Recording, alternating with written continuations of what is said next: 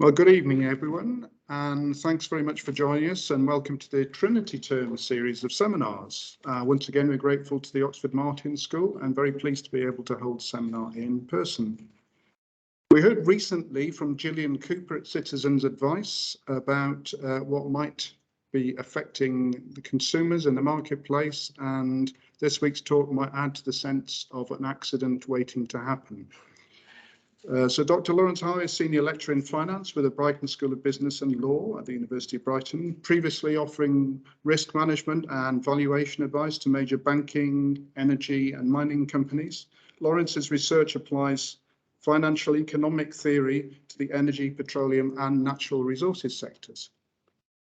He is interested in how regulatory policies affect the behaviour of market participants and the resulting impact on allocative efficiency. Lawrence is an editor for energy policy and in the financial press writes regularly and is also brought in to discuss energy markets on BBC Radio. Lawrence, we look forward to hearing more on your subject. Thank you very much.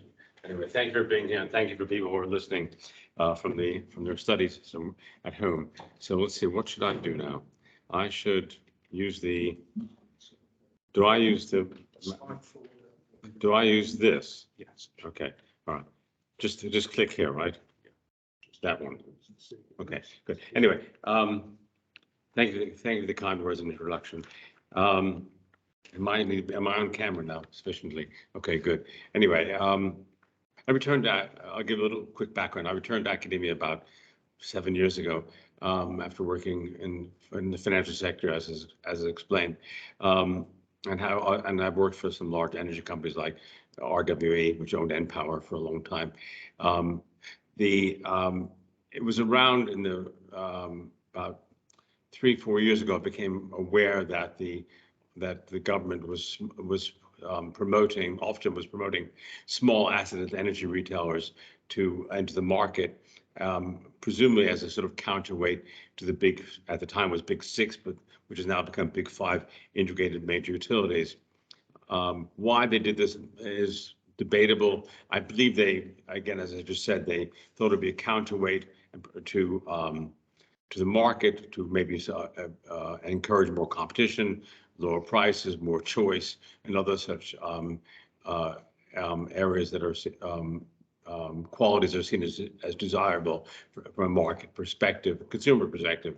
And we all want cheap energy, we all want security, and they're worried about affordability as well. Anyway, when around early 2020, more of these companies started making the press as going bankrupt or getting in troubles, and I hadn't really looked into it. When I started looking into it, I immediately saw that, well, no, these companies, these what we call assetless retailers, by which I mean anybody who essentially has a kitchen table, a laptop, and a 350-pound supply license could become an energy retailer.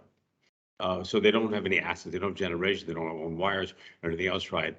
And I thought, well, these companies, from my background, I can't see how they can be viable. And actually, I wrote to, when I saw an early draft version of the article, I started writing to some ministers I know. I actually exchanged correspondence with Anne-Marie Trevelyan, and I said, I warned them. I said, you've got, you have an impending crash of these small energy companies, which is going to be quite embarrassing for the government, and it'll leave a lot of customers stranded, often under with credit balance and other such problems, right? Anyway, did they take heed of my response was, don't worry, we have it under control, and that really hasn't proven to be the case. Anyway, so in February 20, I started writing this article. It actually, academic publishing schedules. It took a while to get published. It actually came out officially. It appeared on Energy Policy website in June. So the article was entitled "The Competitive Disadvantages Facing British Assetless Electricity Retailers." Does this work? Let's see. Should I just push the button there?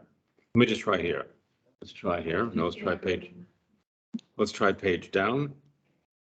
Page up or page down? Let's see. Where's page down here? Let's see. We can just see. Page down. There we go. Okay. Doesn't work either. Let's see. Bang. Plan G. We just need to reselect this as your screen. What's that? Okay. And now, so here, let's go. That'll work? Okay. So the background, are we inside now? I want to go back actually. Let's see. This will work. Okay. So let me just, for people who have different backgrounds, I'll give you sort of a very high level stylized picture of what the what UK electricity markets look like. You have generators. These were often referred to as the big six or big five now. These are companies which own their own generation. They might have they operate in wholesale. They operate in the wholesale market and the retail market. They have we have a system operator, independent system operator under the UK model, which is that the pipeline, so to speak, which the wires are separately owned from the generator. Now, and it goes back to theory of regulation, which is that you want a pipeline, the wires, to be what's called a common carrier. That is, say people have to have equal access. You don't want to be in a situation where if it were oil and gas, please come in. Somebody wants to come in. Hello.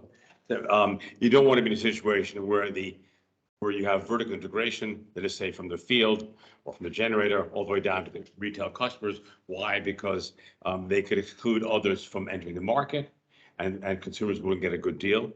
So in most models of deregulated energy markets and oil markets and gas markets, gas markets and electricity markets, where you have a transmission system, you want the pipeline, the wires or the gas pipelines to be common carriers. That is, anybody can access it. And of course, when you turn on your computer or the kettle at home, you don't really care where the electrons come from as long as they come. Whether it's coming from E.ON or EDF, it doesn't really matter. Electrons are electrons, right? So anybody can put it into the grid, anybody can take out of the grid, and as long as you're paying for what you get. So then we have retailers. Some of these retailers are integrated with the actual generators, so you can buy electricity from E.ON. PowerGen is its brand name. EDF has its brand name, and then you have down to customers, right? So there's the retail market, and that's the wholesale market. In the wholesale market, you can only be in the wholesale market in real time as a trader if you are actually also a generator. Electricity is priced 48 times a day. So every half hour to keep the lights on, there has to be continuity in the system. It's basic physics, right? If somebody is purely a retailer, an assetless retailer, as I call them, then they are only in what's called the day ahead market, which gives them an inherent disadvantage. The people who are generating, they know what's going on the system, what's off the system. They know whether there's a scheduled maintenance or any other such matters to hand. Whereas a retailer who's without assets is only active in the day ahead market, which gives them an inherent disadvantage. It's not a level playing field. In the integrated wholesalers, again, E.ON or EDF, they to ensure continuity in the system, the people who trade in the market sit together with people who are trading real time. So somebody might be trading a day ahead, next week, next month, a balance a month. The next they might be trading the next 4 hours. And that creates a level of knowledge and awareness about the market, which somebody would be a purely assetless retailer would not have. So it's not I would not call it a level playing field, which I'll explain.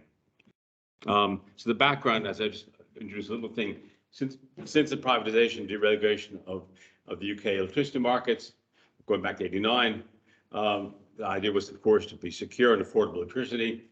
The new NITA, which came out in 2001, replaced an internal cost-based merit order with one based on price, initially encouraged some companies, some markets. So before it was a system where they would bid to the grid, and say, okay, given my short marginal cost curve, this is what I can supply electricity at. And then it was called a pool system, and they would take the cheapest available electricity to minimize the system cost, right? So your plant is a bit old and inefficient. Yours is a bit more efficient. I'll take some of your stuff first before I take your stuff. But for 2000, the consolidation of the market into a handful of vertically integrated regional firms known as the Big Six was seen as undesirable. Not that, although measured by prices exceeding marginal costs, measured by choice, measured by many hallmarks of competitive equilibrium, it's doubtful whether really poor people were getting a bad deal. To address the potential for vertical integration, to have an anti-competitive effects from 14 onward, the UK authorities began encouraging the entry of new retailers without generating assets. The ones who are on the right side of the picture I showed you earlier, and were unconnected generators, but which relied upon the wholesale market. So, and that's the key point. So the retailers buying day ahead could they don't have electricity, they don't have generation, so they have to go into the wholesale market to buy the stuff. Which puts them in a very, very difficult situation, very challenging situation, as I explained. So shown from 14 onwards, if you look at the graph here, it says it all. You see, before then it was the Big Six, right? And then onward from this onward, you have non-Big Six suppliers. But that means, of course, that those retail people might be buying energy from Happy Energy or Smiley Energy or whatever, any of such companies, right? But of course, ultimately, the electrons will be generated by the Big Six. So basically, it was simply reselling it. That's all they were really doing. So shown at 14, direct reliance upon the Big Six fell 100% to about 70%. The new retail firms range from small new participants, so-called suppliers in a box. You can buy the software and get the license and you're in business. To larger, more established companies like Octopus and Ovo. Regardless of size, they all use the trade and wholesale market to source supply to be on-sold to retail companies.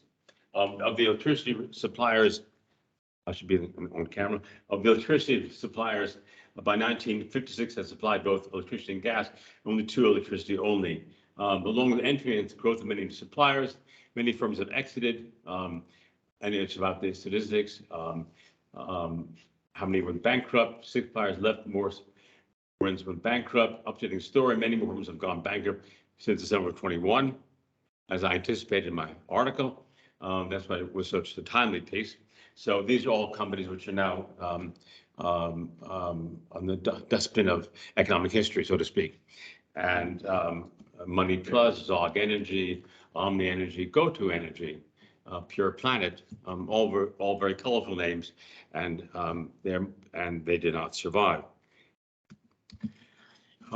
Again, for these small firms, not uniquely, but for these small firms, there's also lots of complaints.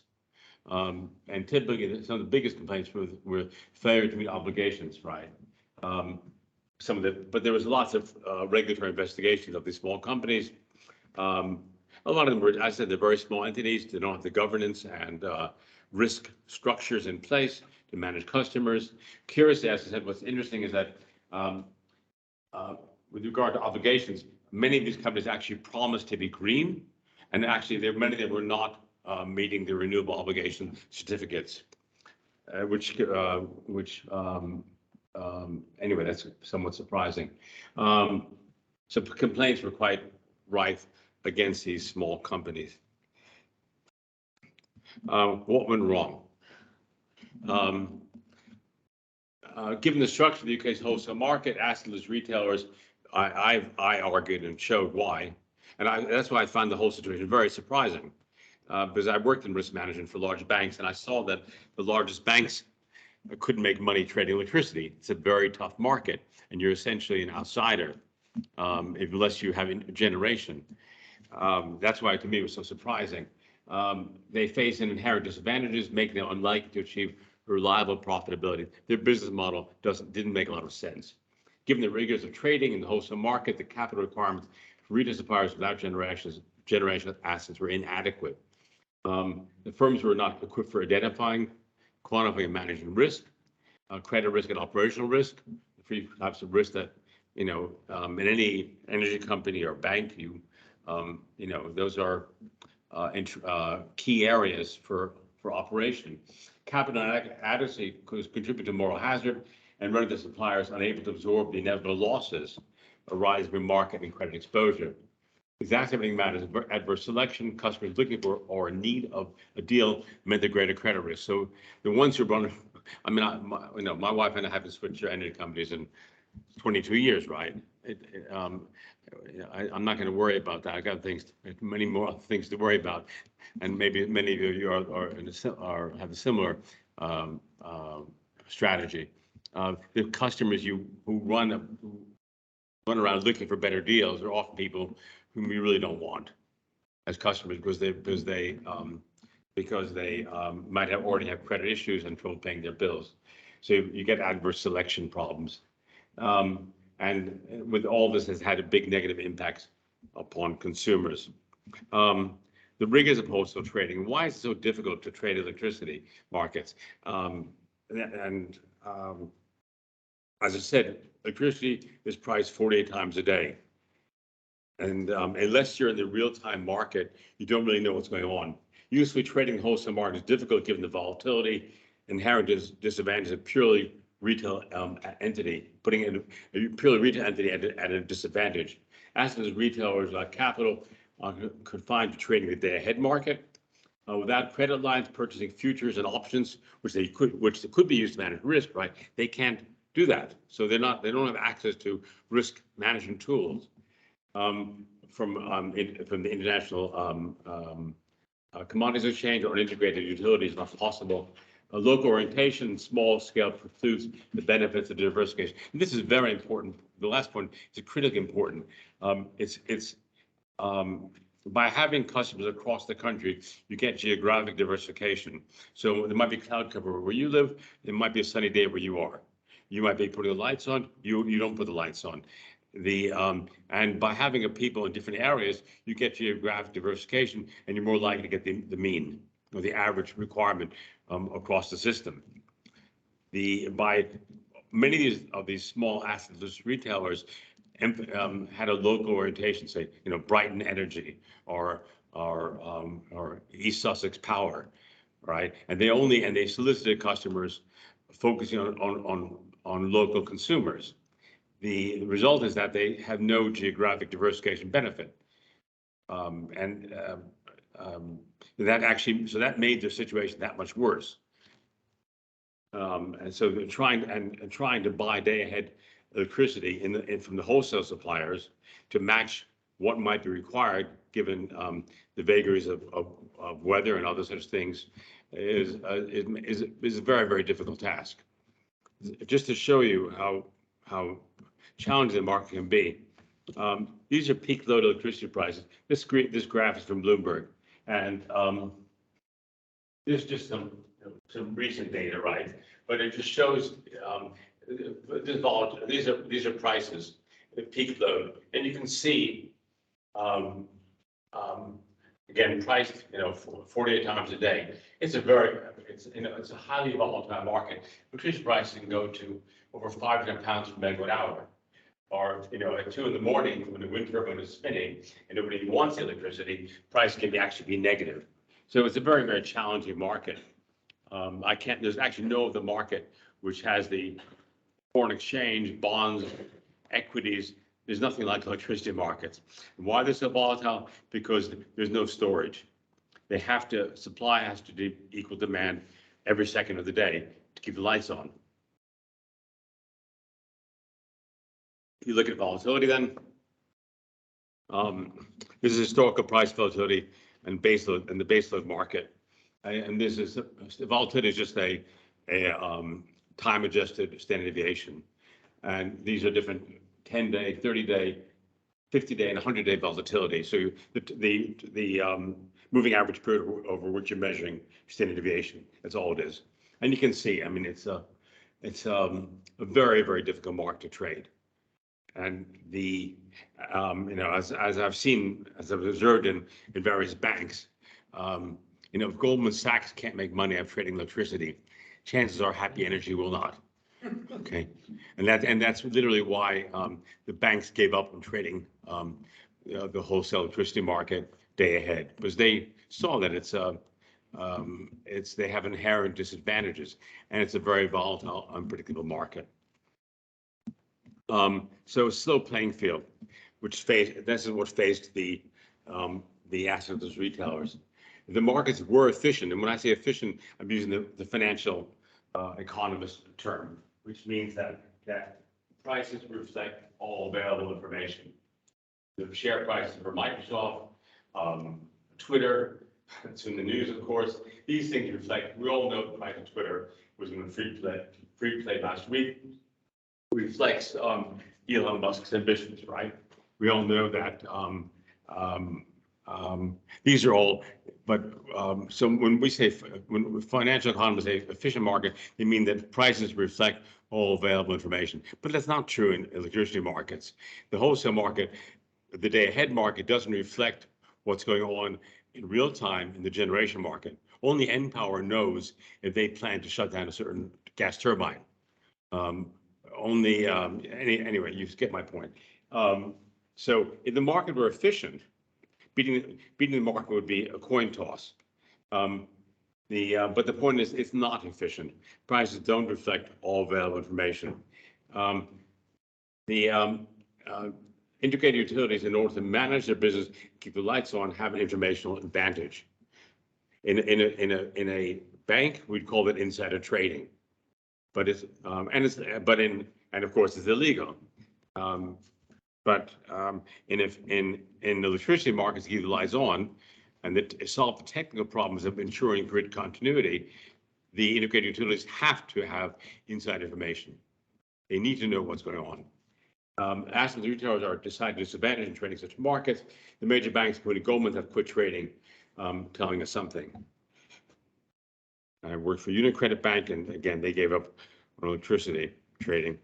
So the requisites for trading the wholesale electricity market, if you want to do it properly, as the banks have attempted, you need a risk governance culture, which Happy Energy didn't have. Risk management infrastructure, you need to have the proper software, the right, probably trained people, et cetera, et al. Human resources, and the last point is critical. You need risk capital to absorb losses. Banks are required to keep capital against making mistakes, and they make mistakes. When I was an MD at Credit Suisse, I had 150 million VAR to manage. That is to say, which at 99 percentile, which meant that one day in 100, or roughly 3 times a year, they were allowed to lose that much money and walk away from it. No one would lose their job, and it was accepted. That was the value risk that was allowed for the bank for trading commodities where I was working. And of course, against that potential loss, they put capital, risk capital. With 350 pound supply license, a kitchen table, and a laptop, you don't have that kind of money to be trading. They don't have the risk capital for trading in these markets, given the volatility I showed you earlier. So capital for market risk. For market and credit risk, we calculated how much capital a bank would require if it had a short position. And let me explain here. It's essential to understand that the assetless retailers had they made a promise to you about giving you a great deal on your electricity, and then they would go into the market, the wholesale market, and say, okay, right, can we beat the prices we promised to them? Okay, it's essentially, and they're short in the wholesale market. And they're short in the retail market, and then they run into the wholesale market and try and meet their promises profitably. It's a bit like saying, if you're a trader in Camden Market in London, and you promise people, say, I'll give you tomatoes for £1, and then £1 a kilogram, then I'll run to the greengrocer and say, well, let me see if I can buy it for cheaper. That's essentially what they were doing. And of course, they can't store it anywhere, and they can't enter the futures and forward markets or options or futures to hedge their position. So essentially, it was they had what we call a naked short position. They can promise to you about savings, then run to the market and try and buy it at a better price. It's a very, very risky proposition and really not a viable business model. Beginning the market risk, that is the price in the wholesale market, in an adverse manner of banks applying. So just as an example, a calculation illustration here. If a bank had 100,000 retail customers with an annual consumption of 3,000 kilowatt hours, typical household, with a day-ahead price volatility of 167%, that's how steep it is, and a rolling exposure of 13.5 million in the wholesale market, it would require they would have if a bank were trading retail electricity, given those parameters, they would have to put away 2.2 million in risk capital in case things go wrong for the negative tail event. And these asset retailers, of course, didn't have that. And then for credit risk, and remember, we had adverse selection. You often got the worst customers. The probability of a retail customer not paying their bill were 25%, and result, again, given the parameter assumptions and a loss of 50% on the amount owed, a financial institution with 100,000 customers consuming 3,000 kilowatt hours per year would be required to set aside, again, 2 million of risk capital under Basel III rules. That's for credit risk now. Apart from prepaid metering, all electricity supplier companies have a credit exposure to consumers not paying for what they've consumed. Adverse selection may also exacerbate, I've already explained that. In light of these facts, an asset retailer faces considerable credit risk. Although one can query the assumptions used, we see that the combined risk, the point is for market risk and credit risk, they should be 100,000 customers, you should be putting aside 4.4 million in risk capital. And did any of these asset retailers have that? And the answer, of course, is no, which is why they got in trouble. This is just the calculations for all the assumptions. So you probably default, and you have day-ahead price volatility, and these are the that's capital credit risk and capital market risk. So we have a graph where I did the calculations. Why did Ofgem promote asset retailers? That's a good question. The attempt to solve the inherent problems of combining price cap with liberalized markets. Markets can be fully regulated with allowed rate of return to capital, or fully liberalized, relying upon competition to keep prices down with protection for most vulnerable. Introducing gratuitous competition, and this is my very personal view, was not the answer. Facile understanding of electricity market competition using crude metrics like economic concentration, and many of the reports that we saw from Ofgem and some of the consultants which they retained referred to, I'll call it Econ 101 metrics. Again, the number of firms in a market, and that's not how I measure competition per se. It's not a very good measure. It's very crude. Failure to recognize how unprofitable wholesale and retail markets had become in the UK with no integrated major earnings cost of capital. So what's a hallmark of competition, if consumers were getting a bad deal, then prices would exceed marginal cost, and these firms would be earning a great deal of money. Actually, and if you go onto Bloomberg and any other sources, right, you see that the return on capital for most of these firms is actually less than their cost of capital. For the integrated 6, and now it's integrated 5. RWE, my former company, gave up on the market and went back, packed its bags and went back to Germany. They couldn't make money in the UK. So if asset retailing were, if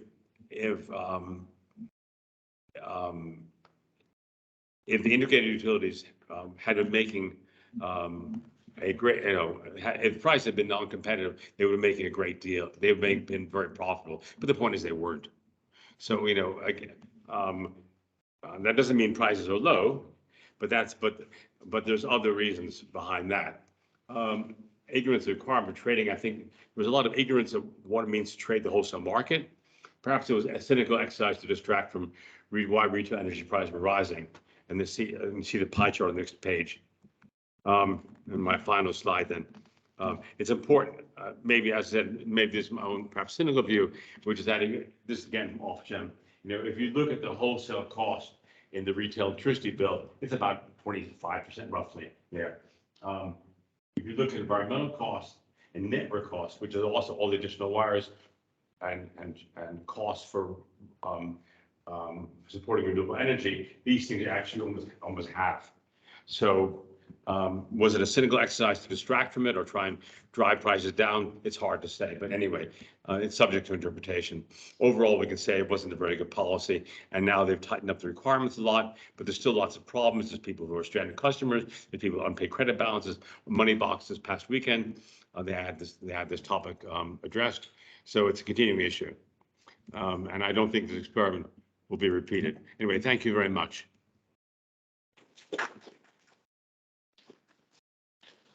Thank you very much, Lawrence. It's a pleasure. A whistle-stop tour through the economics. Can I ask the first question, which to me is, do we believe the regulator felt this was a sensible route, or was it answering a political masters who said we want to see more, in inverted commas, competition in the market? I can only, I don't have any insights. All I can know is what I've read on the Ofgem and other sources, websites saying that they wanted to encourage innovative models. They wanted to have less concentration. I think to me it was very much sort of an Econ 101. At the best, it was naive. At worst, it was cynical, perhaps. Do you have any other questions? Yeah, so when I look at the environmental and social costs, obligation costs, sorry, it's a dumb question. Presuming that's a regulatory levy, what's it actually spent on? Some of it is the feed-in tariffs for renewable energy. Right. So I have an article about a year earlier which explains why. Well, it's covered in the article. It also feed-in energy policy, but in renewable energy, we hear a lot of talk how it's cheaper than ever, and that's it's a great deal. They're being a little parsimonious with the truth, right?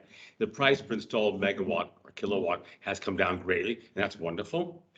But the price per megawatt hour is actually still very expensive. And the point is that it needs subsidies. Why? Because at our latitude, that's right. At our latitude, solar is only 25% of the time. So that means if somebody invests in it, they need to be subsidized they need to receive an incentive price to invest in renewable energy. The same for onshore wind is about, I'm wrong with that. Solar is about 18% of the time at our latitude, whereas onshore wind is about 25% of the time, and offshore wind is about a third of the time. So the point is that when it blows or when the sun shines, it's cheap as chips.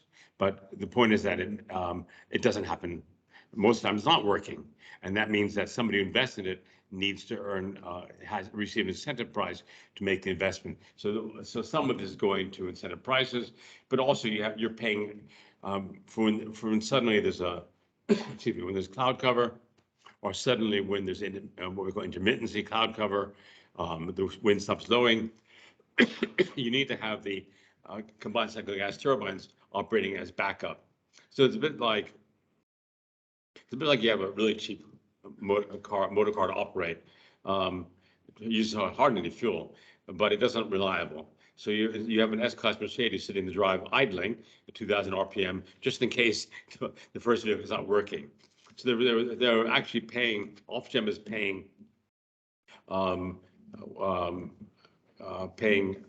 commitment costs to the major integrated utilities to be available. What's called hot standby.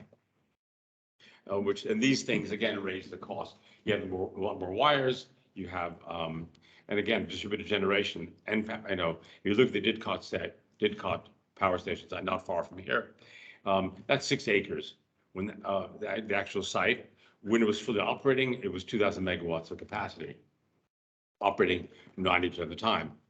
If you covered that 6-acre sites with a solar farm, you would only get 1 megawatt on 6 acres.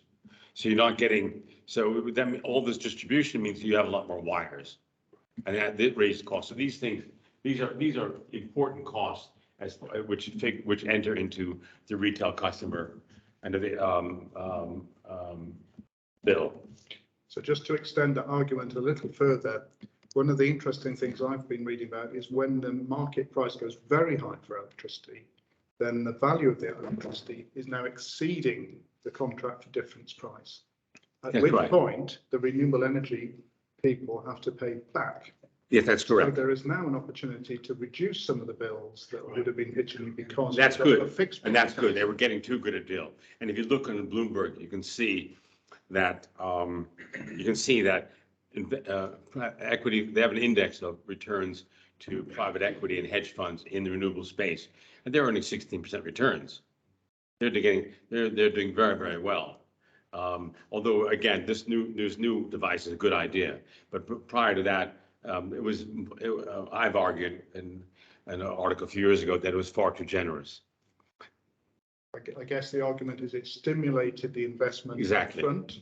And if there's one argument, that's the offshore wind industry kind of rose to the challenge of being told what price it needed to meet. And when it was allowed to collaborate, they could actually address some of the struggles. Yes, that's correct. Yeah.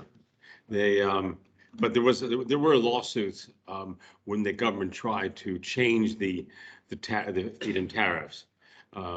Investors said, hey, you made us a promise, and you can't retrospectively go back and change what we under what we made the investments. Yes, I want to ask in this process here, the digitalization process. This means you can track what is going on along all the process, especially on renewable energy. Does not help. I'm sorry, I'm not sure if I understand. Digitalization, in other words, getting more information. Oh, yes. Well, that's it.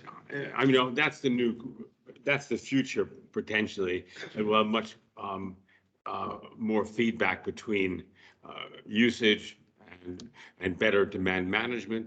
We, even when 20 years ago, I worked for RWE, we tried, for example, a product with Sainsbury's. We said, look, if you could monitor all your freezers, you can shut off a freezer for 15 minutes, especially not in the summer, right? You can shut it off and it won't change anything. And he said, we could send you a signal, say, look, prices are really high now. We're trying to meet other people's requirements. Can you shut off your freezer for half an hour? And they said, we'd like the idea, but we can't do it. So I think, yes, the more information of smart metering is one possibility, but the more active digitalization, information management around the grid, especially as we rely more on discontinuous or less reliable source of energy. Does that answer your question? I mean, it's the idea of combining different forms of energy, solar, wind, hydropower. I mean, they should be managed. It requires. Yeah, I mean, it requires. We have the tools today. I mean, we should be moving in that direction. Remember, the whole idea behind it used to be the case that towns and cities would have their own thermal central plant. For example, the reason EDF in France became so successful was that they had all the little towns with their own generation, and of course each town then had to have spare capacity. So it was more efficient. They said, okay, we'll integrate 10 towns and cities, and then we can meet the portfolio average requirement across the Europe. Your town is a bit low, your town is a bit high, and it'll average out. This way, we can reduce the actual investment in surplus capacity. So yes, I mean, these are old tricks, and I think we need to learn new tricks. Speaking of new tricks, I'm just curious. Have you seen any studies that would indicate what percentage of this overcapacity would be under control with a smart grid in combination with electric vehicles? Oh, I mean, this is a very complex problem. I have a friend, he has a company on software solution called PowerOp, and he has a stochastic dynamic programming model, which he sells to National Grid and other companies. So they trying to see how much they could manage, what information their requirements they have. It's a very complex, nonlinear problem to manage this. But it is, I suppose, give enough computing power and understandings of people's requirements and needs, and plus the vagaries of weather, which makes it all a lot more difficult. It is potential, but I don't have a number for that. But it's the right question. Potentially, we could lower our costs if we get more information. What incentives do the power companies need that they start to pursue them? Because it's obviously not their interest at the moment. So if we're paying the power company per kilowatt, and that's the product, then they want some more kilowatts, and they want to sell it at the higher price, not the lower price. Yeah. I don't know that there's really a good incentive system for them at the moment to balance out this. Well, I agree with your point, and I think it comes down to what incentives we create and what market design we pursue. Historically, for example, goes back to the UK, there was RPI plus. In America, they had what was called rate of return regulation, and which there's a famous article by chaps in this, Average and Johnson, which showed that when you regulate the amount of capital, everything gets gold plated. There was a lot of spare capacity, a lot of reliability. But and I worked for BP when I was young, and we bought a pipeline company, and we discovered that in a 46-story building, the chairman had put in his own private lift. And he said it was for security, but he and his colleagues would walk around downtown Houston without any worries about anything really. But why did they do that? Because it was in the rate base, and it created an incentive for. So whichever method you need to get the right market design and the right incentives. And I think, I'd agree with your point. Presently, what incentives do if they're selling megawatts? Do they have any incentive to actually reduce requirements? I think we need the incentive structure will need to be changed in order to reduce our overall capacity potentially, and also use energy more efficiently. I think that's a good point.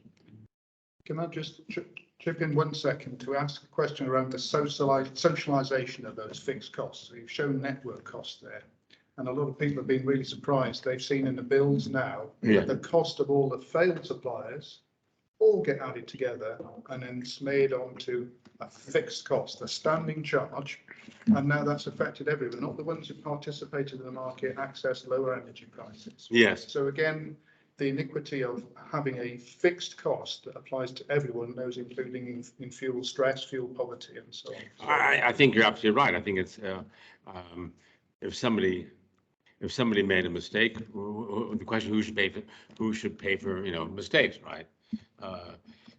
And I would agree with you, but I think it's a political hot potato, and also it's a case that, as it goes back to my point about adverse selection, many people who switched companies were probably the people who had the greatest concern about price and credit exposure. So we're all sort of paying for encouraging Happy Energy or other such companies to be in the market.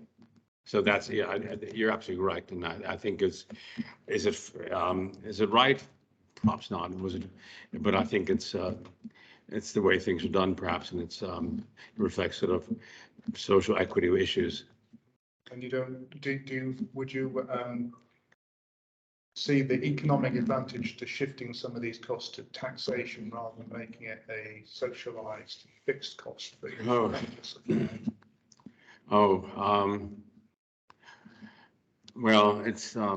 there's taxation. I mean, everyone uses electricity. Would it be? I guess the issue from a taxation standpoint is that could the burden be shifted? Is it going to stick with the people where you put it, which is always an issue. Taxes are funny things. And then there's there's two principles of taxation. Of course, we have social equity issues. Put the biggest burden on the biggest back, and the idea of the benefit principle. If you use a road, then you get taxed to use the road, right? So we have those basic principles of taxation, which make a lot of sense. I don't see a big difference between smearing it on everyone's bills versus some sort of levy on taxes to pay for. I guess the reason I'm asking is whether it becomes progressive rather than regressive. Yes, would it be more or less so? Electricity consumption is highly price inelastic. There's not many people who are not going to put the kettle on, or not sitting. No one's going to sit in the dark, right? So I get to your point, your question. Then if I put it on bills, I guess I would say it's highly aggressive. You could put it into put the bigger burden on the border's backs and say, will only upper income people will pay for this Ofgem's mistake. But anyway, I don't think it's going to happen. But I take your point. Just to switch the subsidies to fossil fuel companies and shift that over to pay for these renewable energy. Sorry, you had a question. Sorry. I was this is slightly different topic, but I was thinking if battery costs down below $100 per kilowatt. How close are we to a commercial case for just putting back a lot of batteries in? Because people used to throw their hands up and say it costs 20 pence per kilowatt hour to put power through a battery. And suddenly you think, but that's less than I'm paying for it in the first place. So. A grid level storage is, I know I'm not an engineer. We don't need this anymore. Grid level storage is not economic, as I understand. Yeah, there are certain. Pump storage, as they have in Wales, the Norwich facility, that's more of an emergency, of course. But grid level storage, there may be breakthroughs coming, but as I understand now, it isn't economic. Maybe it will be, but it would obviously. One of the reasons people support hydrogen, which creates many other issues, is that the idea they want to create green hydrogen using renewable energy and store hydrogen. But there was a good article in the FT just a few weeks ago, and again, you would know more metallics than I would, material. But storing liquid hydrogen is a big problem, and it destroys metals, it destroys stainless steel, and he was saying there's not enough argon welders in the world to actually and all the welding auditors to meet the requirements for storing, to do the special welding and all these other things for liquid hydrogen. It may some application. In the UK, salt cavern storage is one of the potential. Yeah, I agree with you. The salt cavern storage side, but put it into stainless steel containers, and it's a special kind of steel. From my understanding, liquid hydrogen. It can rot the metal, literally. So, but this is beyond my field. Sorry, we're going to ask next. My question is, from what you're saying, Ofgem have failed completely. And how come they're still there? I mean, who's the regulator? It's a bit like the IFA. No competition. But you've got the financial FSA. I worked for them for a year. Yeah. But they're there to regulate the market as well. Ofgem is there to regulate the market. Well, was it 5 or 10 years ago they were going to scrap Ofgem, weren't they? They thought they were. Well, they need to scrap it now. But you still need a regulator. But also, it's the government that needs to step up. They really, It's grossly unfair. well, the trouble is that, as some people, I think, Professor Helmer said, Stephen Thomas, other commentators said, you either have a well-designed market which doesn't need regulation, and you rely on competition, or you regulate properly. The whole issue now with the price cap. This has been a disaster waiting to happen. You don't, let markets settle the prices. But instead, they finally lifted the cap, recognizing that people couldn't sell energy for less than it cost them. And of course, consumers have been hit by it. A tidal wave, right? If you're gonna hold back holding back water behind a dam as the pressure builds and builds and builds is really not the best idea. They should have just said, let markets adjust the prices be where they are, and the most vulnerable in society should be protected. That's what I would say. Whereas, I mean, putting price caps and you either let the market work, you let the market properly let it work, or you regulate it. But we have a sort of, you know, we're sort of two chairs are falling in the middle. But I take your point that Ofgem did poorly. Poorly they failed. Yes, failed. Yes. Sorry, did you? Slightly surprised, it's just me who sits in the dark. I think it was a revelation to me. There's some interesting Oxford links around this story. There's a guy at the economics department now who claims to have invented the system you're criticising and does quite a good, robust defence of it. And it would be nice to see a rematch at some point. He works alongside the guy who definitely invented high-frequency trading, a guy called Farmer, who made all his money initially out of ripping off Las Vegas casinos. There's another guy who lives locally who was an integral part of both the banking and the energy market reviews for the Competition and Markets Authority, and has recently been a key player in the digital economy, or I think it's called the digital markets. Right. And he's now moved on to the Bank of England. So I'm not sure what he's going to do at the Bank of England because he messed up all those other three. But it's almost, and the misunderstanding inside that, there was only like a 5% margin anyway. So the idea that somebody was ripping somebody else off, I mean, the Competition and Markets Authority is only to find if there's exploitation. Well, that's what they said. I mean, Well, the solution for the banking review was an API, if you remember, the shared customer data, which I think they probably want to do in the energy markets review as well.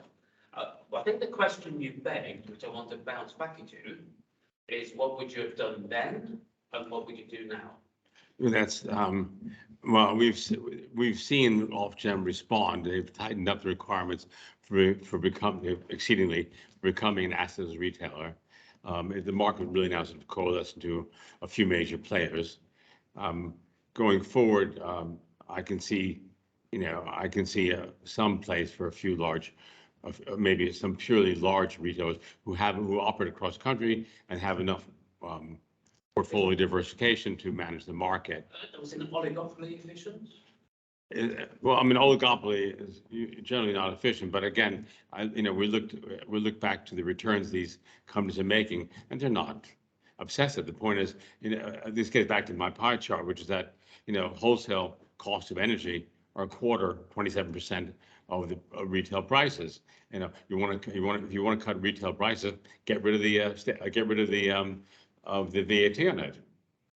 I've said that on the BBC the other day. Right, get rid of the VAT, and also another point is that about investing in renewable energy in the United States, and particularly in Texas. Anything with Texas as a pro oil state, but actually they have a great deal of renewable energy, lots of wind and lots of solar. But there, if you make an investment in renewable energy, you have to pay for the connection to the grid. You have to pay for the wires, and that's you can't just build it and then ask for the national grid to wire you up. And I think that's a much better model. The idea that you can just build something and say, okay, we're here, connect me now to the grid, is not doesn't make a lot of sense. So I think I think those would be good ideas. You alluded to the asymmetric information that the asset owners who were producing the electricity had on what would the next day look like. So, for example, if they were taking the generator off for minutes, then they would know that the next day, given the other data that they of course, the price would be going up. I was just wondering if there are regulations in place that they're not allowed to trade on the day-ahead market, or are they allowed to do both? No, it's integral to the market that the integrated utilities use all the information they have available to trade. They are legally insiders who are trading the market. I think there've been a couple of examples where there's been capacity held back when there's been a call. There was some gaming. We saw it in California. In California, it happened, of course, and was Enron at the time. But even in the UK, so GB electricity system, there have been some large generators who've been approached to say you withheld capacity at a time when the market needed it for financial gain. Now, it's very difficult to prove that, but my understanding is there has been imposition of some penalties. So I wouldn't say they're caught out every time, but there's a kind of slap on the wrist. Yeah, but that is an issue, and allowing anyone to game the market, hold back supply because of to get higher prices is not desirable. Well, would they be forced to share that information with all asset and all traders? To say Well, I would- tomorrow RWE's plant is offline, and everyone knows that upfront. Well, I would personally, I mean, I believe in markets to be information efficient, and I believe that all information should be available to everybody who's potentially in the market. You know, to make it, to try and help to be a level playing field. Well, the strange thing, it's BlackRock, is it BlackRock or Blackstone? Blackstone. Now owns Yeah. Reuters. Yes. That provides all the market information. Yeah, I don't know. They're really misusing. I mean, they're on this Bloomberg as well, and I don't think they would. I mean, they've done other funny things, but I don't think that it would. That's too big a sort of bridge too far, really. But I would say, but to your point, information is desirable, and that should be available to everybody who's in the market or potentially in the market.